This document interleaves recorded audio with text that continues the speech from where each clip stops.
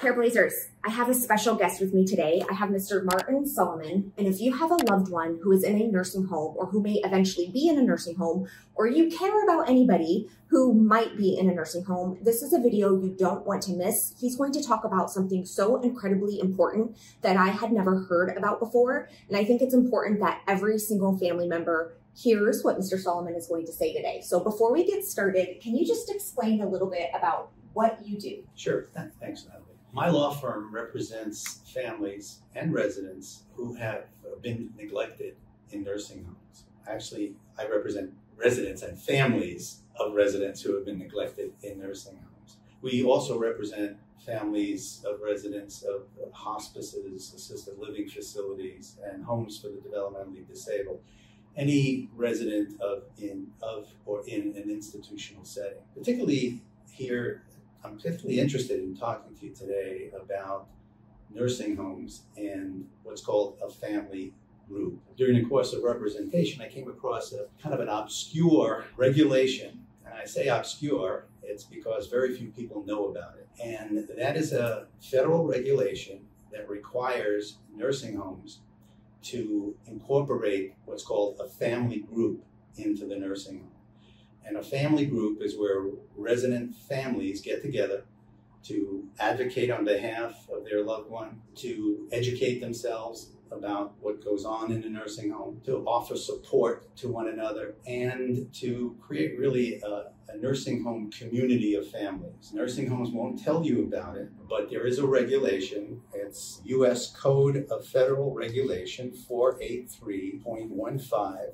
C6, and that is the authority for the family group in a nursing home. Now, what happens when you form a family group is that the nursing home has to make space available for the families to meet. Okay, so just to make sure I'm still following everybody else, when you say regulation, you're basically saying a law. Federal law. So it's a federal law that if somebody resides in a nursing facility, they make this available. Correct. They have to make it available. And it sounds like it's up to the family to initiate it? Family has to instigate it. They won't volunteer. Okay. In all the years I've practiced in this area, I have never seen a family group. Now, that doesn't mean that some don't exist, but it is highly rare to have a family group in a nursing home. So what needs to be done is inquire, number one, is there a family group? And if there isn't a family group, then it's up to the families to initiate one. So who would they go to inquire about that? Well, they go to the administrator to find out if there is a family group in the nursing home. If the administrator says no, then I would not speak to the administrator about it at that point any further. What I would do is to try to corral other families in the nursing home. The best time to do it is on a Sunday when there are families visiting loved ones in the facility. And you go to each room where there's a family visiting a loved one, you introduce yourself, you explain that there is this thing called a family group where individuals can come and share stories about the quality of care or the lack of quality of care, where they can talk about issues that they have in common with other residents and get names, addresses, phone numbers. And once you have collected a number of names, addresses, and phone numbers of families, then you go to the facility and you say you have a family group and you want a place to meet. They have to give you a place to meet. It has to be private. They can't interfere. They can't be available at the meetings unless invited. Now, the families can also invite other people to educate them about the rights and regulations. For example, an attorney can come at the invitation of the family group, educate the families about the various aspects of nursing home care and what residents would be entitled to and what nursing homes must provide. The other things that can occur with respect to family groups is they can voice grievances and make recommendations to the nursing home administration. And what you need to do is to find one of the members of the group who would serve as a moderator of the group. And that individual presents information to the facility about family group has decided that there isn't enough time for residents to eat, for example. And we believe that it's important, instead of having an hour for dinner, have 2 hours for dinner. Some residents eat slower than other residents. And the nursing home has to consider the recommendation has to consider the grievances. There isn't enough time. And they have to act upon it. And that doesn't mean you're going to get everything you want, but they must seriously consider it and take some steps to see that the family group's recommendations are implemented. In your experience, have you ever noticed that there's been improvement after somebody has voiced a concern or a grievance? The problem is these family groups don't exist, but there's a potential for a tremendous amount of power in the family group because the various state agencies, in Arizona, it's the Department of Health Services, is mandated with enforcing the regulations. So if there isn't a family group and you want to start one and you get pushback, then you contact the Department of Health Services. You let them know that you want a family group and the facility is resisting implementing a family group. The Department of Health Services, for example, in Arizona, has an obligation to come in, to educate the administrator, and they can also find them in violation of the federal regulation, which administrators don't like, nursing homes don't like. So there is the ability to enforce the creation of and the continuation of family groups. It's a very valuable asset for families to have. There are certain things that families have no control over, and this gives families an opportunity to have some control over the quality of life of residents in the facility. Yeah, I think a lot of Careblazers that I talk to, they feel almost powerless, like they see things that they would like to have changed, but they don't know where to go to. And if they say it to one staff member, maybe something happens, usually nothing happens. And a lot of times they just turn to the ombudsman that's posted in the hallway, the number to call, but then they don't see anything happen from there as well. Right. And the communication should be from the group to the administrator. It should be in writing, and the administrator should respond to the family group. And if they don't, then there is this vehicle to ensure that they listen. And that's calling the Department of Health Services. In Arizona, it's the Department of Health Services. It's usually the state healthcare institution, whatever state you happen to live in. And does the nursing administrator have to respond in writing as well? The nursing home administrator does not have to respond in writing, but all communication from the group to the administrator should be in writing. So you have some evidence that these communications have taken place. This will all be new to the administrators. Most administrators probably don't understand that there is such a thing called a family group, or that they have to make them available. So you're going to get some pushback.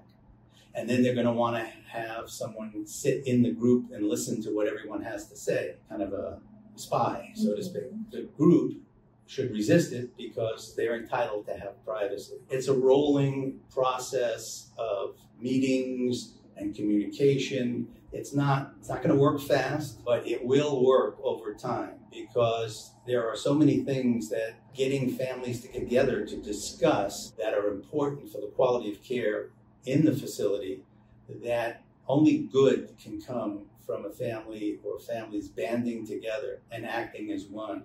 It gives you an opportunity to have some listening power. I can just hear a lot of Careblazers I talk to and their concern about some sort of retaliation against them or their loved ones for voicing these grievances. Have you ever run across anything like this? Yes, in individual situations. If a resident's family is too demanding, then the facility looks upon that askance. They're not used to having someone truly advocate for loved ones. They're in control, but there is power in a group. And if a spokesperson of the group talks to the administrator, they're bound to listen because there is this vehicle to make them listen. What would you recommend if they started to feel like there was some sort of retaliation toward them or their loved ones? Just again, contact Department of Health Services in Arizona or... File a complaint with the Department of Health Services. Okay. And you can have the members of the group sign the complaint so it looks like it's coming from a substantial number of residents. Now, some nursing homes have 125 residents, and you really only need 10%. If you get 10% of the residents to participate, not every resident's family wants to participate or will participate, but if you can get 10 families bound together with the desire to make change in the nursing home and improve the quality of care, it's a tremendous amount of power. Now, would this regulation also apply to places like group homes and assisted living centers? Unfortunately, no. Okay. No, this is unique to nursing homes. Okay. And that's why I think that it is one of the few things that residents can do to improve the quality of care. The other things residents can do to improve the quality of care is to learn about how a nursing home works, who the providers are in a nursing home, what their role is. And I'm going to be publishing a book, actually, about protecting your loved one in a nursing home. It's in the process of being revised, but at some point in time, they'll have access to this material about understanding how a nursing home works, understanding who provides the care, what the hierarchy is in a nursing home, and the various regulations that they have to adhere to provide quality of care. And when that's available, Natalie, I'll share that with you. I'll be sure to share it with all the Careblazers because it sounds incredibly valuable.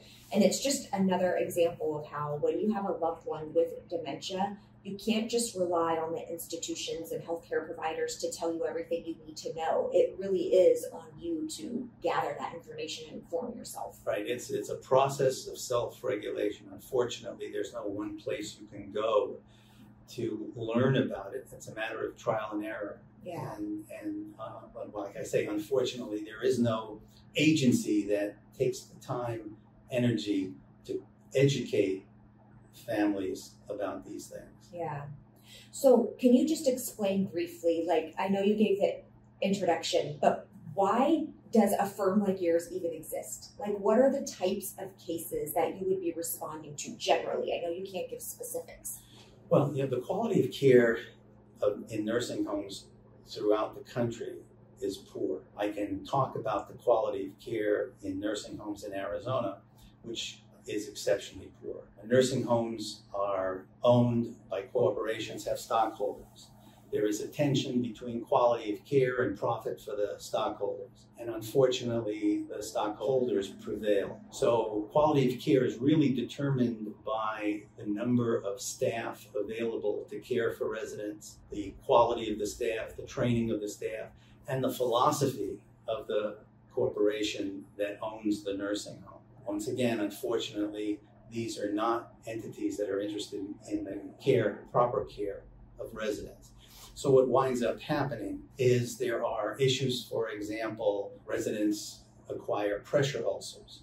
Pressure ulcer is what's called a bed sore, and that's because those residents are not getting the attention that they need. They need to be turned and repositioned on a regular basis. If they're bed-bound or chair-bound, they have to be given adequate nutrition in the form of protein to heal wounds. The wounds have to be attended to. Unfortunately, that does not occur, and when that does not occur, residents can deteriorate rather quickly and die as a result of this poor care. And we get calls from families who are shocked to learn that their resident, their loved one, even has a wound, and they're not told about it until the resident is taken to the hospital with a severe infection. And that is a kind of case. Another case, we get over-medication, the management of medication for residents. For example, patients with dementia are on psychotropic medications. The problem with psychotropic medications is they have tremendous negative side effects, and they have to be managed properly. In a proper case, where a psychotropic medication is properly managed and administered, they may have a benefit for the resident, but there are alternatives to psychotropic medication. For example, there is the ability to communicate with a resident, to take the time to redirect a resident, to have touch therapy, to have music therapy, encourage the resident to engage in activity. Instead of that, because they're short-staffed, they rely on drugs. And when residents are on multiple drugs, that's a prescription for deterioration and death. And I've seen that as well. Cases where there's not enough staff to take a resident from bed to the restroom, or transfer in some fashion, the resident then falls and is severely injured. A number of cases where residents choke because they're not given enough time to eat, or they are given food that is inappropriate for their condition. They may be given solid foods when they need foods that are pureed or foods that require chewing, and then they're given food, normal food, or food that does not have a particular consistency that is important for the resident, and they choke. There are cases where there's actual physical abuse in various facilities, and those are the kinds of cases that we see. Unfortunately, we see a great deal of them, and that's what got me interested in the idea that there are things, that early warnings that can occur so that families can be aware that there are various kinds of conditions that need particular attention. For example, a resident is bedbound, the family can make sure that that resident is up and walking if they're able to walk, or is turned and repositioned. It's important for families to look at the resident's skin. It's not the most, maybe an indelicate situation where a child has to look at the skin of a parent, but it's important that that be done to make sure that there aren't pressure ulcers, there isn't a beginning of a pressure ulcer. Who determines what's adequate? Like even in terms of a toileting schedule or a moving schedule or a getting up and walking schedule, I imagine what the family would think is adequate or sufficient is often different than what is actually being done. But are there regulations for how often somebody should be turned or taken to the restroom or things like this? There is no regulation as to how often a resident should be taken to the restroom. I think a family can communicate with the facility and say, we would like my dad to be taken to the restroom on a schedule. And obviously if he needs to go to the restroom and makes his intention known more frequently, you can request that. And I think the facility should adhere to that, because a family member knows the resident better than the facility does, especially in the initial assessment of the resident. It's very important that the family communicate with the facility about the resident. Don't be shy. If a family member wants dinner at 5 o'clock as opposed to 8 o'clock, say that this person needs to be fed at 5 o'clock as opposed to 8 o'clock. If the resident needs time to eat, is a slow eater, that has to be communicated. And I would communicate that information in writing. Now, would a firm like yours ever get involved in a case before the really horrible thing happens? Like maybe the nursing home isn't really listening to the family requests and what would be of interest to the resident?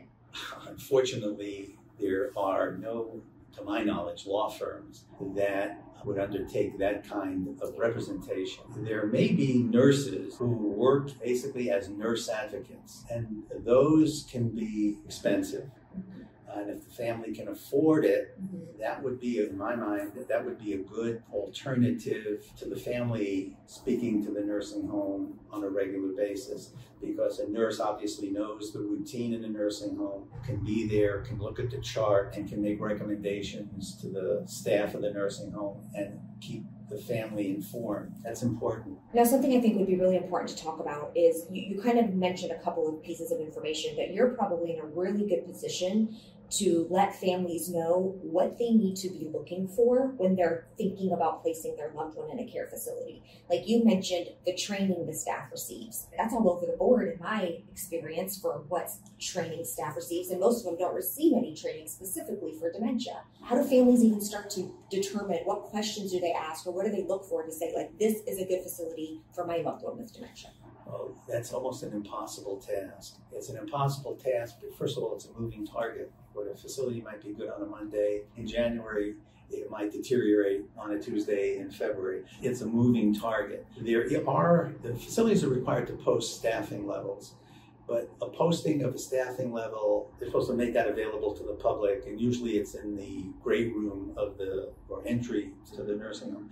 But that really gives the family very little information because they have nothing to compare it with. Well, when I was touring nursing facilities for my dad, that was one of the first things they all said, but they said it like, oh, our nursing ratio is 12-1 when there are no call-offs. Like they literally said that. So I'm thinking, okay, there's probably lots of call-offs here. The president had made a recommendation that there be minimum staffing in nursing homes. And it's still in its early stages. That may offer families some solace in the sense that if a minimum staffing level is documented, is required, then the various state agencies will enforce that. I think it's incumbent upon families to just be familiar enough with their own family member to know how the family member is behaving.